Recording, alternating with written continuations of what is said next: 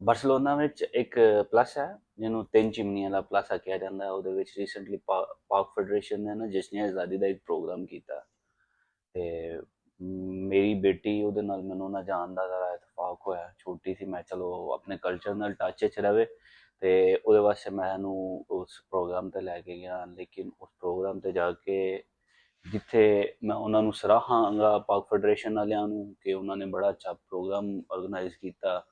ਦੂਸਰਾ ਮੈਂ ਕੁਝ ਬੰਦਿਆਂ ਦੇ ਬਾਰੇ 'ਚ ਤਨਕੀਦ ਵੀ ਕਰਾਂਗਾ ਕਿ ਇੱਕ ਪ੍ਰਾਈਵੇਟ ਫੰਕਸ਼ਨ ਸੀ, ਇੱਕ ਮਤਲਬ ਲੋਕਲ ਫੈਡਰੇਸ਼ਨ ਪਾਕਿਸਤਾਨੀਆਂ ਦੀ ਉਹ ਬਣਾ ਰਹੀ ਹੈ ਤੇ ਉਹਨੂੰ ਪੋਲੀਟੀਕਲ ਬਣਾਇਆ ਜਾ ਰਿਹਾ ਸੀ ਬਕਾਇਦਾ। ਨੋ ਮੈਟਰ ਇਹਦੇ ਵਿੱਚ ਜਿੰਨੇ ਹਰ ਹਰ ਜਮਾਤ ਦੇ ਬੰਦੇ ਹੋਣਗੇ, ਪੀਪਲਸ ਪਾਰਟੀ ਦੇ ਵੀ ਹੋਣਗੇ, ਨੂਨ ਲੀਗ ਦੇ ਵੀ, ਜਿਹਨੇ ਵੀ ਹੋਣਗੇ, ਲੇਕਿਨ ਉਹਨੂੰ ਬਹੁਤ ਜ਼ਿਆਦਾ ਪੋਲੀਟੀਕਲ ਬਣਾਇਆ ਗਿਆ। ਹੁਣ ਵਾਜ਼ੇ ਅਗਰ ਕਹੋਗੇ ਕਿ ਪੀਟੀਆਈ ਦੇ ਕੁਝ ਬੰਦੇ ਸਨ ਜਿਹੜੇ ਬਕਾਇਦਾ ਆ ਕੇ ਨਾਅਰੇਬਾਜ਼ੀ ਕਰ ਰਹੇ ਸਨ ਤੇ ਮੈਂ ਸ਼ੇਅਰ ਇਸ ਵਾਸਤੇ ਕਰਨਾ ਚਾਹਾਂਗਾ ਕਿ ਉਸ ਪ੍ਰੋਗਰਾਮ ਵਿੱਚ ਕਈ ਲੋਕਲ ਜਿਹੜੇ ਸਨ, ਮਤਲਬ ਐਕਸ ਗਵਰਨਰ ਆਇਆ ਹੋਇਆ ਸੀ, ਇੱਥੇ ਦਾ ਕੋਈ ਐਕਸ ਗਵਰਨਰ ਸੀ ਤੇ ਬਹੁਤ ਜ਼ਿਆਦਾ ਲੋਕਲ ਬੰਦੇ ਸਨ। ਉਸ ਤੋਂ ਇਲਾਵਾ ਇੱਕ ਗਜ਼ਾ ਦਾ ਬੰਦਾ ਸੀ, ਸ਼ਾਇਦ ਕੋਈ ਰਿਪਰੈਜ਼ੈਂਟੇਟਿਵ ਸੀ ਗਜ਼ਾ ਵਾਲਿਆਂ ਦਾ, ਉਹ ਵੀ ਆਇਆ ਸੀ।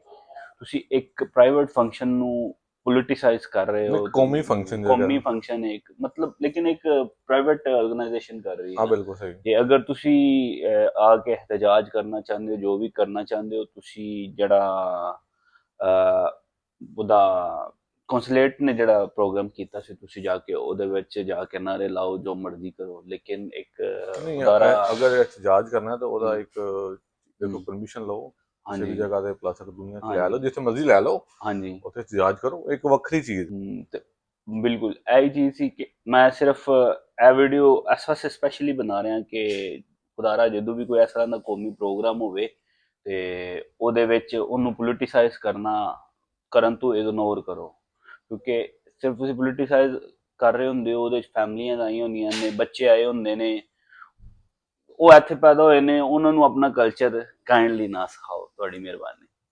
ਇੱਕ ਨਾ ਇਹ ਪ੍ਰੋਗਰਾਮ ਹੋਇਆ ਸੀ ਕਾਫੀ ਅਰਸਾ ਪਹਿਲਾਂ ਦੀ ਗੱਲ ਹੈ, ਇੱਥੇ RF ਲੋਹਾਰ ਦਾ ਇੱਕ ਕੰਸਰਟ ਹੋਇਆ ਸੀ ਇੱਥੇ ਹੀ, ਉਹ ਕਰਵਾ ਰਹੀ ਸੀ ਬਾਰਸੀਲੋਨਾ ਜਿਹੜੀ ਜੁੰਤਾ ਮੇਸੀ ਉਹਨੇ ਕਰਵਾਇਆ ਸੀ। ਅੱਛਾ। ਕਾਫੀ ਸਾਲ ਪਹਿਲਾਂ ਦੀ ਗੱਲ ਹੈ, ਉਹਦੇ ਵਿੱਚ ਵੀ ਇਹੀ ਹੋਇਆ ਸੀ। ਉਸ ਟਾਈਮ ਉਹ ਮਤਲਬ ਕਿ ਉਹ ਬੰਦਾ ਸ਼ੋਅ ਕਰਦਾ ਪਿਆ ਤੇ ਪਿੱਛੇ ਆਵਾਮ ਜਨਾਬ ਖਲੋ ਕੇ ਲੱਗੀ ਹੈ, ਗੋ ਨਵਾਜ਼ ਗੋ, ਗੋ ਨਵਾਜ਼ ਗੋ, ਠੀਕ ਹੈ ਨਾ। ਤੋ ਬਹੁਤ ਜ਼ਿਆਦਾ ਸ਼ਰਮਿੰਦਾ ਹੋ ਰਿਹਾ ਸੀ ਵਿਚਾਰਾ ਖਲੋ ਕੇ। ਇੱਕ ਵਾਰੀ ਤਾਂ ਉਹਨੇ ਰੋਕ ਦਿੱਤਾ ਨਾ ਅੱਛਾ ਕਿ ਮੈਂ ਹੁਣ ਕੀ ਕਰਾਂ।